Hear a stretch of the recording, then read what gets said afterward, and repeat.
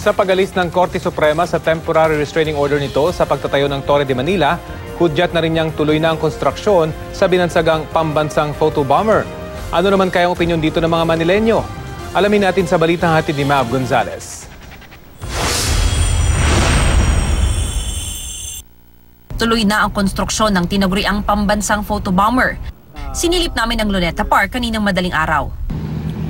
Kapag kagabi, maganda pa kumuha ng picture dito sa Luneta kasi may mga ilaw na nakatapat dun sa monumento ni Rizal tapos madilim pa yung Torre de Manila sa likod. Kaya angat na angat yung itsura ng monumento. Ang mga nakasabay namin sa Luneta, hati naman ang opinyon ukol sa pagtatayo ng Torre de Manila. Hindi naman pwedeng tanggalin na, di ba? Di okay. Ituloy lang din. Oo. Maganda rin. Okay na rin. Para sa anong pangit kasi nakaka-insulto sa ni Rizal, sa monumento natin, sa pambansang bayani. Minsan kasi kami nakapunta dito. Pero sa tingin mo ba makaka-apekto yun sa ganda ng Luneta? Kasi pagkakaroon ng isang building na nakatayo sa likod.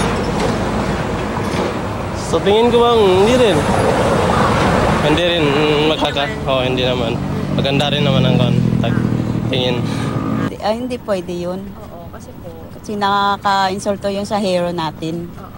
Mav Gonzalez, GMA News.